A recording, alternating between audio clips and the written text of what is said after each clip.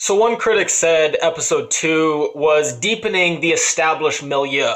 Now that's code for jerking off with the same shit we already saw in episode 1. But it's not frustrating like, oh my god, I'm gonna stop watching the show. It's frustrating like, I really love so many of these characters. I really just want to see him do more stuff. So it's frustrating, but it's a good kind of frustrating, if there is such a thing.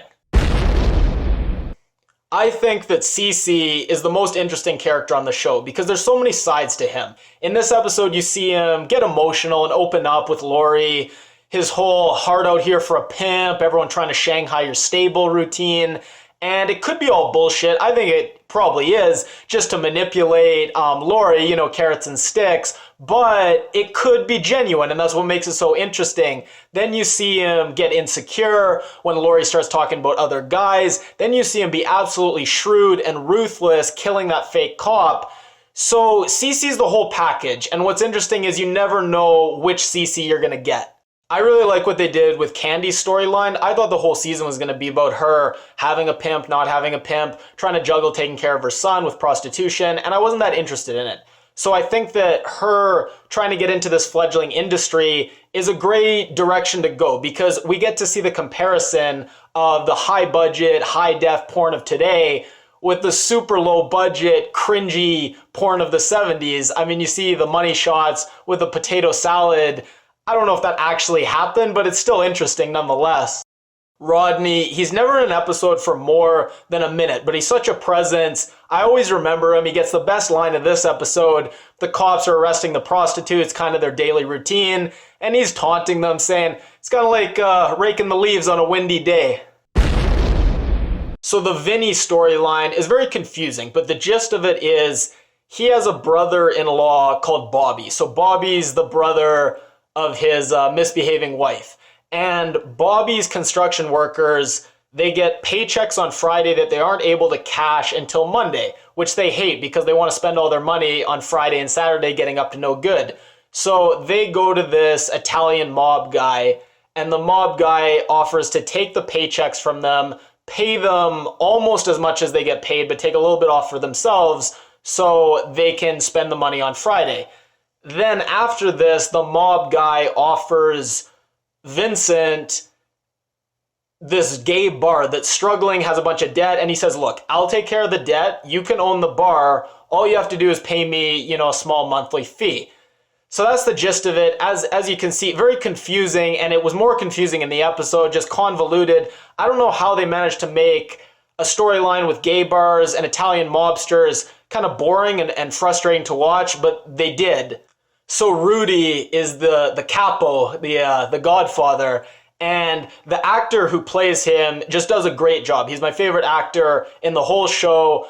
He reminds me so much of a character I've seen in some other gangster movie. I can't quite place it, but he's phenomenal. I can't wait to see more of him. So we start to get a sense of what drives Vincent, and we see that he has a bit of an inferiority complex with his brother, which is ironic because his brother's such a fuck up. One character actually calls him your fucknuts look-alike brother at one point, but nonetheless, he has an inferiority complex and definitely see that becoming an interesting factor in the future. So I actually think this storyline has a lot of potential in the future. I just thought it was poor execution this episode, and I hope they clean it up going forward. Darlene, I still really like her, but I felt her story didn't really go anywhere. She finds out there's a porn of her, she goes and tries to get it taken away, she doesn't really succeed, she goes and almost talks to a reporter but doesn't, she goes to the library to read a book.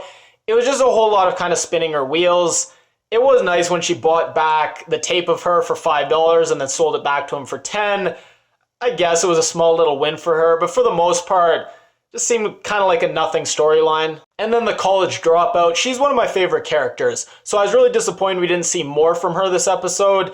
It didn't really advance her story at all. We kind of already knew she was going to drop out of college, so it felt like rather than advancing her story, it was just kind of reminding us that she exists. So I really hope we see more of her in future episodes.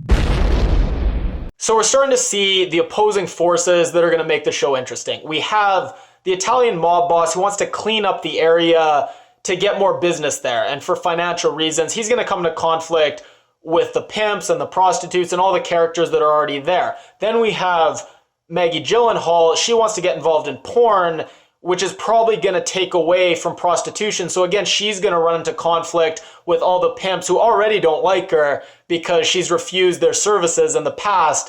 So we're starting to see where the big fault lines are going to be. So one of the cops in the show is actually the Karate Kid. And if you look closely, you can kind of see it a little bit. Get him a body bag! Yeah! All right. So I didn't know why the show was called The Deuce. I thought maybe it's because there's 2 James Francos or some other fun reason, but I guess it's just the name of a famous street in that area called 42nd Street. Not as fun as what I thought it might be, but I guess at least now I know. When Cece's telling Lori to put it in herself rather than letting the guy put it in to kind of prevent wear and tear, I was like, is that a real thing? I feel like it's not, but maybe. We get our first white pimp this episode, and he is great. One of the characters is jabbering at him, and he's like, ain't nothing but sunshine on my shoulders, man. One of the characters, instead of saying persona non grata, she's like, I'll be person non gratis, just mispronouncing it. Then the photographer, doing this horrible nudie shoot, but acting like he's this big time photographer, spread out like a lioness, like he's coaching her, like it really matters. And then, not really a line, but I loved how one of the pimps was pitching to Maggie Gyllenhaal, being like, those other guys, they don't understand sensitivity like I do. Darlene comes over to talk to him, and he brushes her off so harsh, like, can't you see I'm talking here? And then goes, and without missing a beat, goes right back into his sensitivity spiel. I don't know how he was able to do that with a straight face. If you like this video, please give it a thumbs up. If you haven't already, click my face to subscribe. And if you leave a comment, I'll read it and reply.